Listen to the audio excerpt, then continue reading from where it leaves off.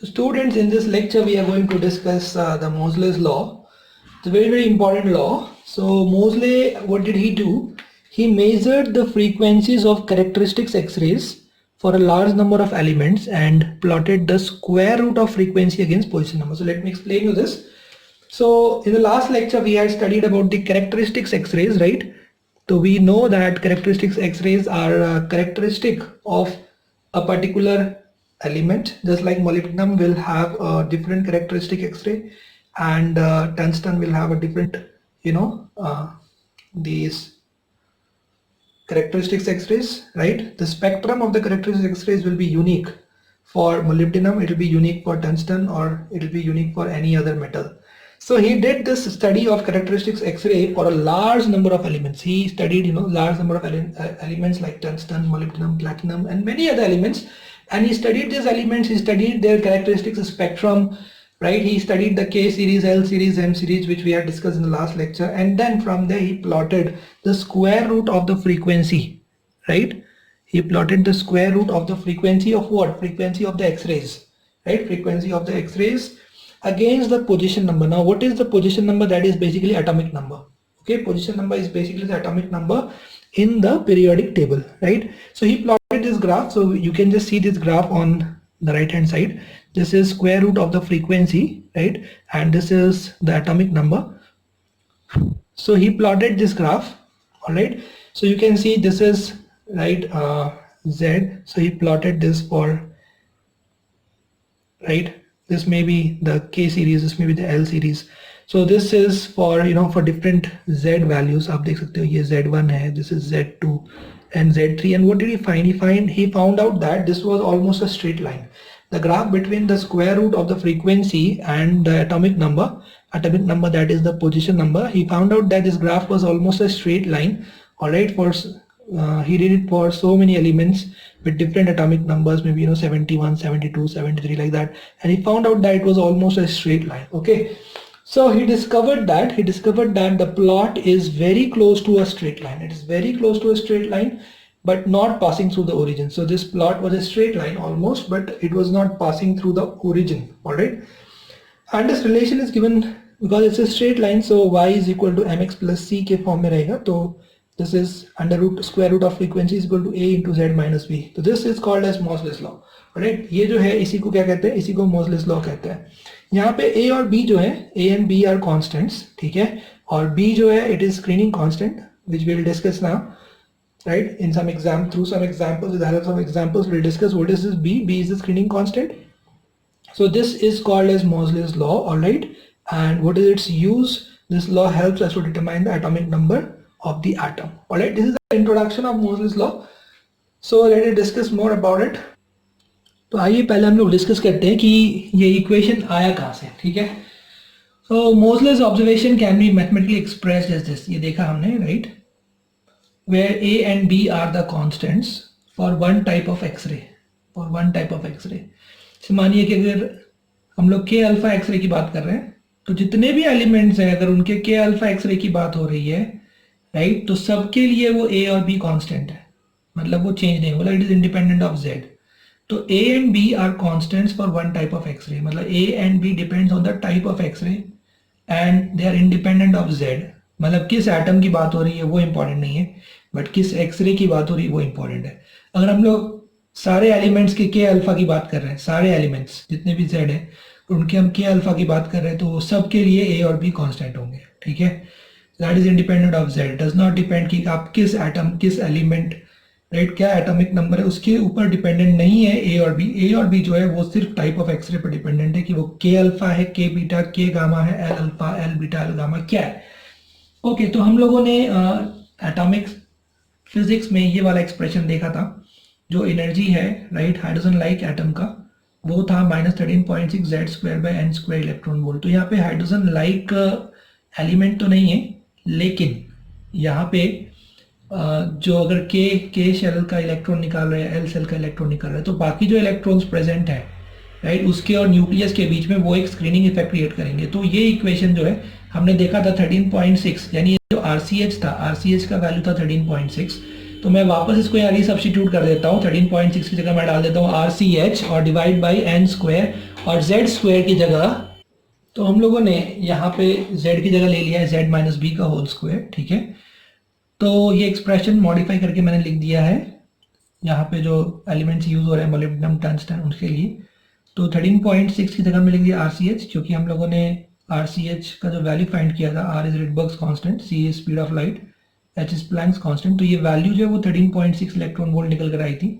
और फिर से उसको डाल दिया RCH बाई एन स्क्वायर, और Z की जगह हम डाल दिया Z माइनस बी स्क्वायर, क्योंकि ये हाइड्रोजन लाइक एटम के लिए होगा Z स्क्वायर। और जो हाइड्रोजन लाइक एटम नहीं है, जो नॉर्मल एटम्स हैं जिनके अंदर और भी बहुत सारे इलेक्ट्रॉन है, बेसिकली हाइड्रोजन लाइक एटम के अंदर सिर्फ एक ही इलेक्ट्रॉन होता है या हाइड्रोजन के अंदर, लेकिन जो बाकी है उसपे तो बहुत सारे इलेक्ट्रॉन्स हैं, राइट। तो जो बाकी इलेक्ट्रॉन्स हैं वो क्या करते हैं, वो जो इलेक्ट्रॉन जैसे N2 से N1 में आ रहा है, तो N2 के बाकी बाकी इलेक्ट्रॉन्स और जो भी बाकी इलेक्ट्रॉन्स रहेंगे बीच में कोई भी, ठीक है, तो वो क्या करेंगे, वो इसको रोकने की कोशिश करेंगे, यानी स्क्रीन करने की कोशिश करेंगे, उसको हम लोग स्क्रीनिंग कांस्टेंट बोलते हैं। तो जो आपने केमिस्ट्री में पढ़ रखा है स्क्रीनिंग इफेक्ट, तो जो बाकी इलेक्ट्रॉन्स है वो इसके लिए एक स्क्रीनिंग इफेक्ट जनरेट करेंगे, ठीक है, मतलब उसको स्क्रीन करेंगे। जैसे हम लोग बास्केटबॉल खेलते हैं, राइट, तो बास्केटबॉल खेलते वक्त क्या होता है, एक जो प्लेयर बॉल ड्रिल कर रहा होता है, राइट, बॉल को ड्रिल करके आगे ले जा रहा होता है, तो बाकी जो प्लेयर्स होते हैं वो प्लेयर्स उसको चेक करने की कोशिश करते, रोकने की कोशिश करते हैं, जिसको हम लोग स्क्रीन बोलते हैं, स्क्रीन, राइट, स्क्रीनिंग इफेक्ट। तो यहाँ भी जब ये इलेक्ट्रॉन एक N2 से N1 में आने की कोशिश कर रहा है, इधर आने वाला है, राइट, यहाँ पे वैकेंसी है, तो बाकी जो बीच में इलेक्ट्रॉन्स है, बाकी जो एनर्जी लेवल्स की जो इलेक्ट्रॉन्स है, वो उसको क्या करेंगे, थोड़ा रोकने की कोशिश करेंगे, राइट, वो उसको रिपेल करने की कोशिश करेंगे, जिसको हम लोग स्क्रीनिंग इफेक्ट कहते हैं। तो ये जो बी है वो उस स्क्रीनिंग कांस्टेंट, ये बी स्क्रीनिंग कांस्टेंट है और उस स्क्रीनिंग इफेक्ट को रिप्रेजेंट करता है, ठीक है। तो अब जब N2 से N1 में आ रहा है, N2 is the higher energy level, N1 is the lower, तो हम लोग क्या लिखेंगे, एनर्जी गैप जो होगा यहाँ पे, ये जो एनर्जी गैप होगा ये क्या होगा, ये होगा EN2 माइनस EN1। तो EN2 कितना हो जाएगा, इस फॉर्मूले के हिसाब से हो जाएगा minus RCH by N2 square Z minus B square, और माइनस ऑफ EN1 कितना हो जाएगा minus RCH by N1 square minus RCH by N1 square into Z minus B का होल स्क्वायर। तो मैंने यहाँ पे ये RCH और Z minus B square common ले लिया, राइट, तो ये होगा 1 by, so it will be 1 by N1 square, ठीक है, N1 पॉजिटिव हो जाएगा और ये हो जाएगा N2, तो 1 by N1 square minus 1 by N2 square, ये माइनस माइनस प्लस, तो इसका जो 1 बाई N1 स्क्वायर वो पहले आ जाएगा और माइनस 1 बाई N2 स्क्वायर बाद में आ जाएगा, ठीक है। तो यहाँ से फिर हम क्या करेंगे, दोनों साइड से जो है हम लोग वी हैव कैंसल्ड H, ठीक है, हमने H को कैंसिल कर दिया। तो आफ्टर कैंसिलिंग H ये हो जाएगा mu is equal to R C into Z minus B square, और ब्रैकेट के अंदर 1 by N1 square minus 1 by N2 square, फिर हम दोनों साइड स्क्वायर रूट ले लेंगे, तो ये हो जाएगा अंडर रूट फ्रीक्वेंसी, ये Z minus B square root के बाहर आ जाएगा, जिसको मैंने बाहर लिख दिया है, और बचा हुआ जो है R C into 1 by N1 square minus 1 by N2 square, ये स्क्वायर रूट के अंडर आ जाएगा, ठीक है। तो ये एक्सप्रेशन देखिए आप, अब मैं आपको बताऊंगा, इस एक्सप्रेशन के थ्रू बताऊंगा कि किस तरह से हमें यहाँ से ये मिल जाएगा, right, square root of frequency equal to A Z minus B. आपको आधा तो दिख ही रहा है, स्क्वायर रूट ऑफ फ्रीक्वेंसी दिख रहा है, जेड माइनस बी दिख रहा है, ये जेड माइनस बी, तो ये बचा हुआ जो आप देख रहे हो square root of R C into 1 by N1 square minus 1 by N2 square, वो हमें देगा कांस्टेंट ए। तो वो कैसे देगा, एक एग्जांपल लेके हम लोग डिस्कस करते हैं यहाँ पे। So now let us try to find out this constant. This is the constant A for the K alpha line, ठीक है। So K alpha line के लिए जो ट्रांजिशन है वो कहाँ से कहाँ होता है, वो L से K में होता है, ठीक है। तो जो यहाँ पे N1 का वैल्यू है, राइट, N1 का वैल्यू है 1 और N2 का वैल्यू है 2, तो ये हम लोग यहाँ पे पुट करेंगे and we'll find out is value of this term. तो ये हो जाएगा under root frequency is equal to R C 1 by N1 square मतलब 1 by 1 minus 1 by N2 square मतलब 4 इंटू जेड माइनस बी। तो जेड माइनस बी जो है वो स्क्वायर रूट में नहीं है, ठीक है, स्क्वायर रूट में बस यहाँ तक है, Z minus B is outside the square root, B is the screening constant, ठीक है। तो ये हो जाएगा दिस, और ये हो जाएगा 1 माइनस 1 बाई 4 इज 3 बाई 4, तो ये हो जाएगा under root 3 R C by 4। तो ये है ए और ये z minus B, B is the screening constant, ठीक है। तो के अल्फा लाइंस के लिए, right, if we compare this, तो के अल्फा लाइंस के लिए जो बी होगा, बी का वैल्यू 1 होता है, तो वो फॉर के alpha lines screening constant is 1, ठीक है, एक्सपेरिमेंटल वैल्यू आप ध्यान रखिए इसका। ओके, अब आप उसको कंपेयर करो एक्चुअल एक्सप्रेशन से, root mu is equal to A z minus B से। तो a का वैल्यू है इस केस में k अल्फा लाइन के लिए आप देखोगे तो a का वैल्यू निकल के आया अंडर रूट 3rc/4 और b का वैल्यू जो एक्सपेरिमेंटली वो 1 रहता है। तो we can put this values and we can solve it. Alright, ठीक है। तो now let us take some numericals, let us take some example. So let us take this example. यहाँ पे दिया गया if the k alpha radiation of molybdenum z equal to 42 has a wavelength of 0.71 angstrom. तो बात हो रही है यहाँ पे k अल्फा रेडिएशन की बात हो रही है। k अल्फा रेडिएशन के लिए b का वैल्यू हमेशा 1 होता है, ये यहाँ पे दिया हुआ है, ठीक है। तो k alpha radiation of molybdenum that is z equal to 42 has a wavelength of 0.71 angstrom. तो यहाँ पे जो एक्सप्रेशन है हमें पता है मोजलेस लॉ क्या कहता है, कहता है कि under square root of frequency is equal to a into Z minus B, B की जगह हम 1 डाल सकते हैं, ठीक है। तो अगर हम लोग यहाँ पे इसको स्क्वायर कर दें, राइट, तो आप देख सकते हैं जो फ्रीक्वेंसी है it will be directly proportional to z minus 1 square, right. a is a constant anyways, ठीक है। तो हम लोग ये कह सकते हैं यहाँ पे कि जो z फ्रीक्वेंसी क्या होता है c by lambda, so c by lambda is directly proportional to z minus 1 square. c is a constant, तो हम बोल सकते हैं 1 by lambda is directly proportional to z minus 1 square.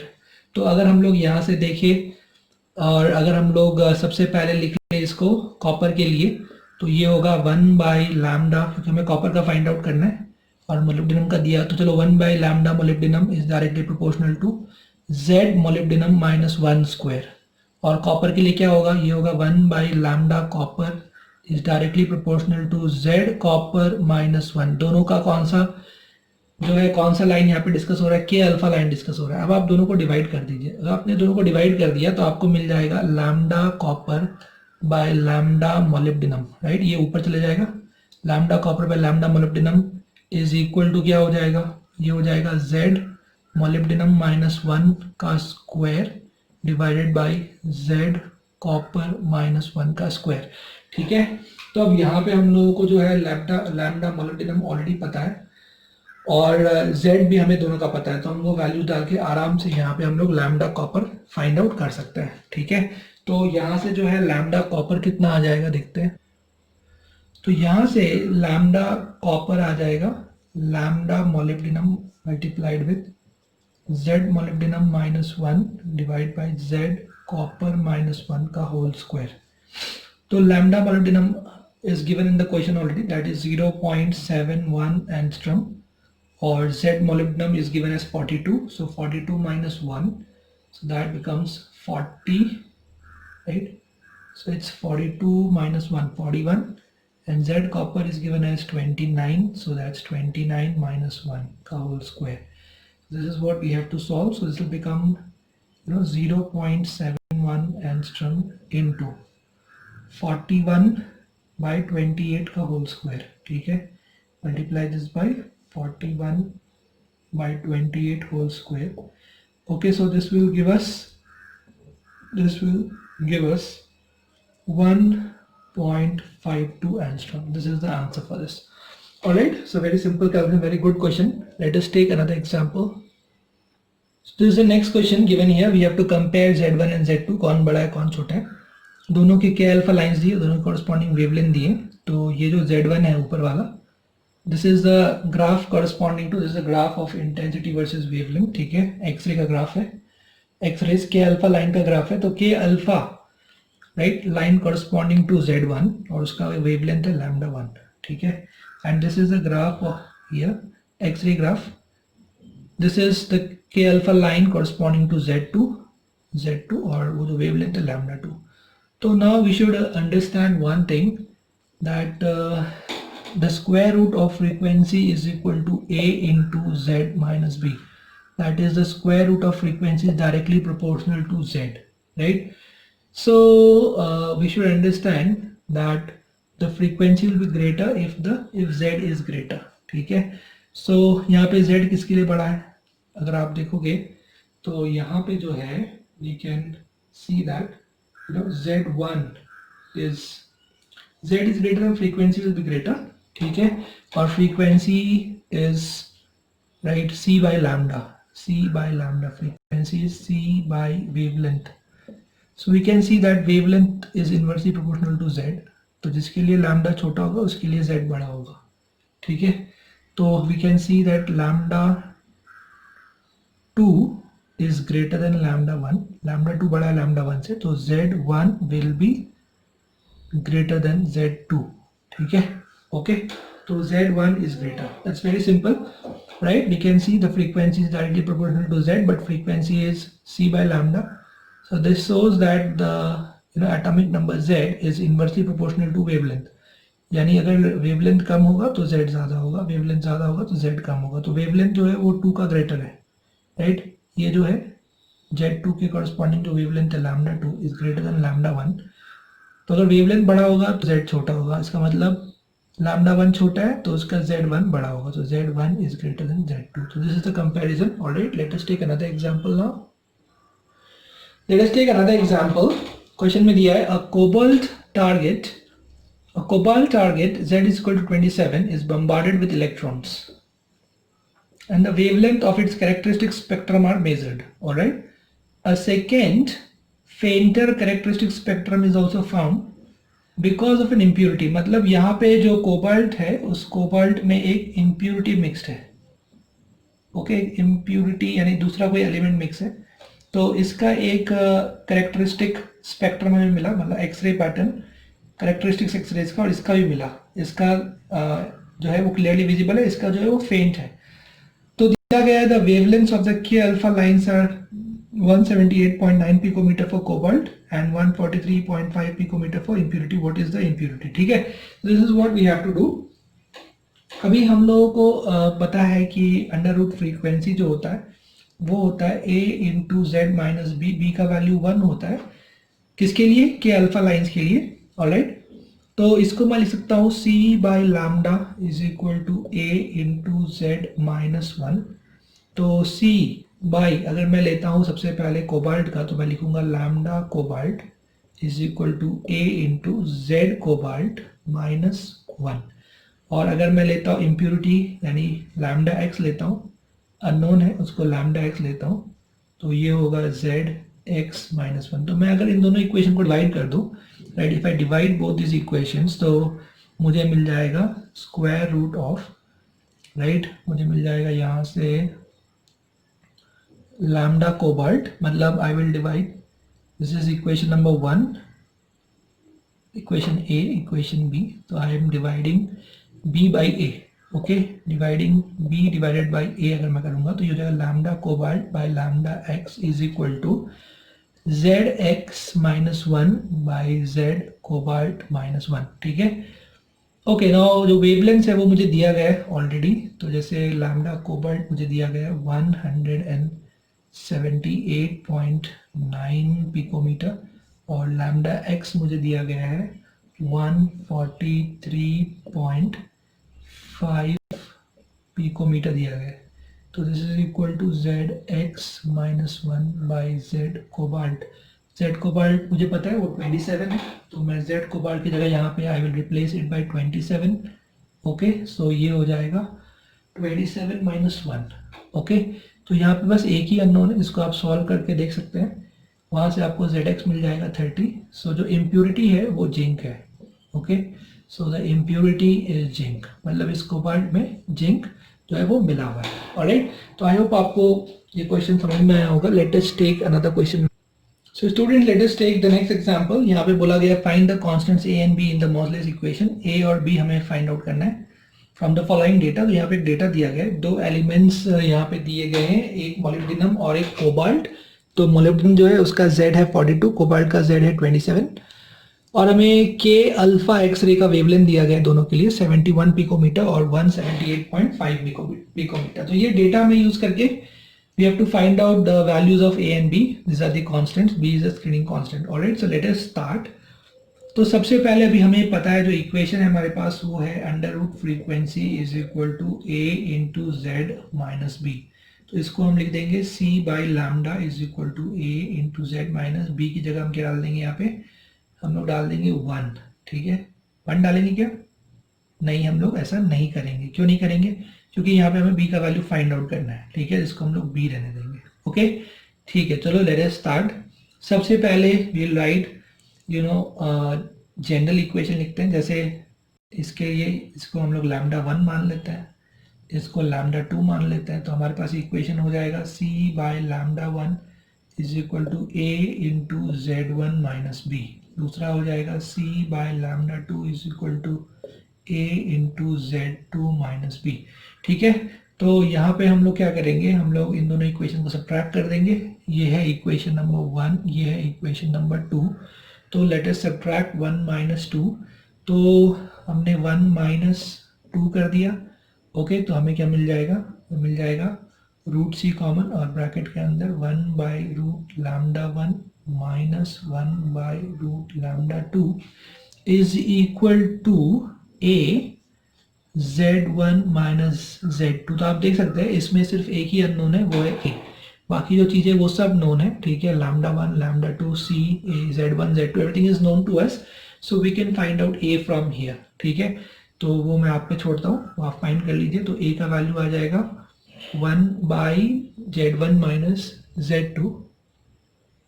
तो इसको आप सॉल्व करोगे तो ये आ जाएगा 1 बाई z1 माइनस z2, और ये बचा हुआ पूरा term that is root C into 1 by lambda 1 minus 1 by lambda 2। आप यहाँ पे सारे वैल्यू डाल दोगे तो यहाँ से आपको a का वैल्यू मिल जाएगा। You will get the value of a is equal to 5 into 5 into it's not 55 into 10 raise to 7 hertz raise to half.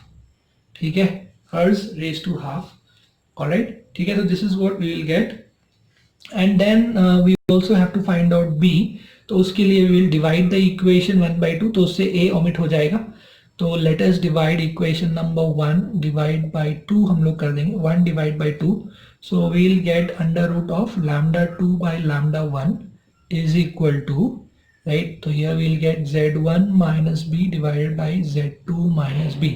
तो यहाँ पे हम लोग सारे वैल्यू डालेंगे, लैम्डा 2 और लैम्डा 1 का वैल्यू है हमारे पास, तो we'll put all those values। ये हो जाएगा 178.5 डिवाइड बाय लैम्डा 1 का वैल्यू दैट 71, z1 का value is 42, so 42 minus b divide by 27 minus b, और यहाँ से सॉल्व करके हमें b मिल जाएगा 1.37।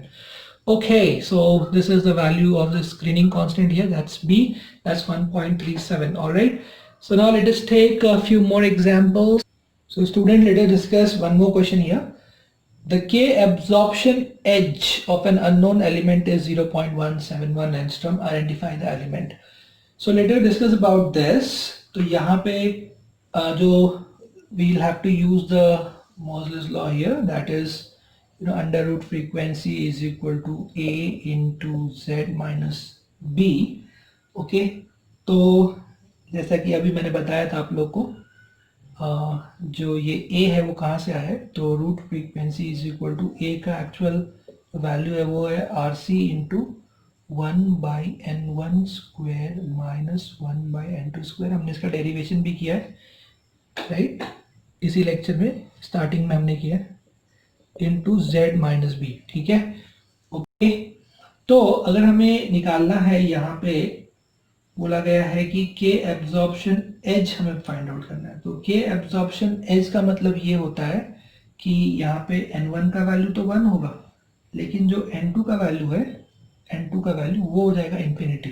तो ये हो जाएगा रूट न्यू, राइट, यहाँ से हम लोग सॉल्व करेंगे इसको।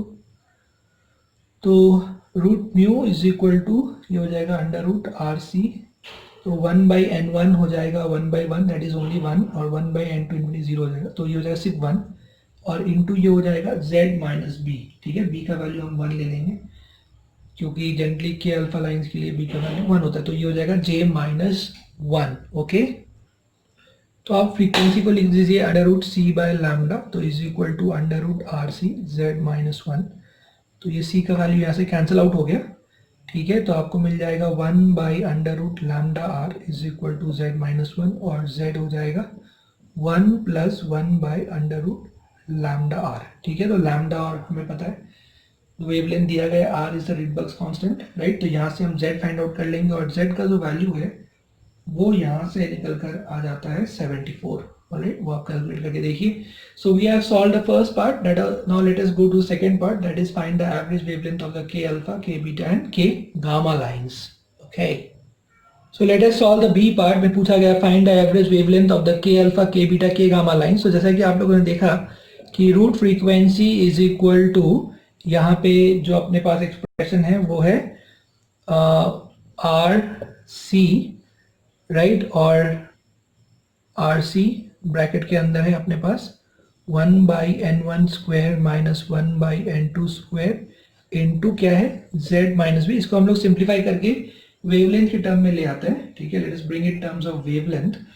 तो ये फ्रीक्वेंसी को हम लिखेंगे c by lambda is equal to, ये होगा आर सी, और यहाँ पे हमारे पास है 1/n1 square minus 1/n2 square. n1 क्या है, n1 is the lower energy level, n2 is the higher energy level. ठीक है, ये इंटू z माइनस बी. तो यहाँ पे जो ये c आप देख रहे हो, ये c कैंसिल आउट हो जाएगा और ये एक्सप्रेशन को हम स्क्वायर कर देंगे. तो ये हो जाएगा 1/लैम्डा is equal to R into 1/n1 square minus 1/n2 square, और इसका स्क्वायर हो जाएगा यानी z माइनस बी. बी की जगह पे 1 आ जाएगा, राइट. तो हम लोग लिख देंगे यहाँ पे b की जगह पे 1, तो ये हो जाएगा z माइनस 1 का होल स्क्वायर. ठीक है, तो यहाँ पे जो है हम लोग b का वैल्यू 1 ही लेंगे के alpha, K beta, K gamma के लिए, क्योंकि कुछ हमें इंफॉर्मेशन नहीं दिया गया क्वेश्चन में. So we will assume that K alpha, K beta, K gamma तीनों के लिए जो है स्क्रीनिंग कांस्टेंट जो है वो 1 है. ठीक है, ओके. हालांकि वो वैल्यूज थोड़ा चेंज होगा, लेकिन बट क्वेश्चन में दिया नहीं गया, तो we'll take that value as 1. Okay, तो बस अब यहाँ पे वैल्यूज पुट करना. अगर आपको फाइंड आउट करना है के अल्फा, राइट, तो के अल्फा मतलब ट्रांजिशन होगा 2 से 1 में, तो यहाँ 2 डाल दीजिए.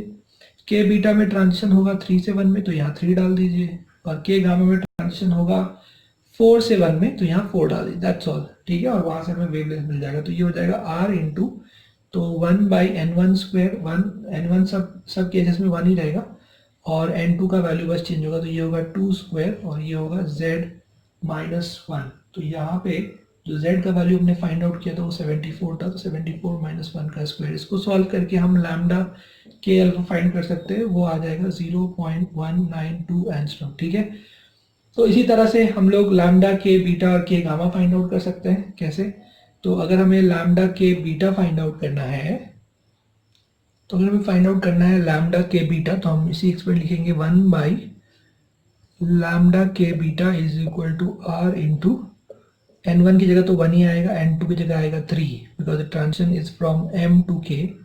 सो 3 स्क्वायर और ब्रैकेट के अंदर हो जाएगा यहाँ पे z माइनस 1 स्क्वायर. ठीक है, तो स्क्रीनिंग कांस्टेंट हमने 1 दिया है. हालांकि ये 1 से थोड़ा अलग आएगा, लेकिन क्वेश्चन में हमें कुछ इन्फॉर्मेशन नहीं दिया गया, इसलिए हम अप्रॉक्सीमेटली उसको 1 लेके आगे बढ़ रहे हैं. ठीक है, तो यहाँ से आपको मिल जाएगा लैम्डा के बीटा का वैल्यू, और वो निकल कर आएगा 0.182 एंगस्ट्रॉम, 0.182 एंगस्ट्रॉम. ठीक है, तो 0.18 या 182 एंगस्ट्रॉम. ठीक है, आपको निकालना है लैम्डा के गामा. तो उस केस में आप क्या करोगे, ये हो जाएगा 1 माइनस 1/4 का square into z is 74 minus 1 का होल स्क्वायर. यहाँ भी z का वैल्यू 74 डालना पड़ेगा आपको. तो इसको आप सॉल्व करोगे तो आपको यहाँ से लैम्डा के गामा मिल जाएगा, उसका वैल्यू आएगा 124.31. तो लैम्डा के गामा का वैल्यू आएगा 124.31 एंगस्ट्रॉम. ओके, ठीक है. So we have discussed the second part. Now let us discuss the third part, that is the last part. If a 100 electron volt electron strikes the target of this element, what is the minimum wavelength of the X-ray emitted? मतलब यहाँ पे जो continuous X-ray emit होगा उसका minimum value पूछा है. That's very simple, क्योंकि lambda minimum का formula होता है directly hc/ev. ठीक है, तो this formula we are going to use. तो यहाँ से आपको मिल जाएगा hc का वैल्यू हो जाएगा 12375 इलेक्ट्रॉन वोल्ट एंगस्ट्रॉम. ठीक है, तो ये मिल जाएगा 12375 electron volt angstrom divided by electron, और जो पोटेंशियल यहाँ दिया गया वो दिया गया 100 इलेक्ट्रॉन वोल्ट. तो आप उसको यहाँ पे लिख दोगे 100 मतलब पोटेंशियल हो जाएगा 100 वोल्ट और इलेक्ट्रॉन इंटू 100 वोल्ट, ये इसका एनर्जी है, this is the energy, electron volt is the energy. तो पोटेंशियल कितना हुआ, पोटेंशियल हुआ 100 वोल्ट। तो यहाँ से आप बस सॉल्व कर लोगे इसको, ये ई कैंसिल वी कैंसिल हो जाएगा, this is the accelerating potential, ठीक है। तो दैट इज 100 एंड 100 वोल्ट, ठीक है। ओके सो दिस बिकम्स, या फिर आप ई वी एक्सेलरेटिंग मतलब काइनेटिक एनर्जी है, डायरेक्टली आप इसको हटा के क्या डाल सकते हो, 100 इलेक्ट्रॉन वोल्ट डाल सकते हो। तो ये आ जाएगा यहाँ से, you are going to get 123.75 angstrom, तो ये इसका आंसर आ जाएगा। Okay, great. So students, we have completed with Moseley's law and we have also completed with the X-rays, and now we are going to start with nuclear physics in the next video. So enjoy the videos and also make proper notes, ठीक है, make proper notes, try all these questions again, these are very important questions for JEE mains and advanced. So all the best for you for your exams, right? Do the hard work, keep up the good work.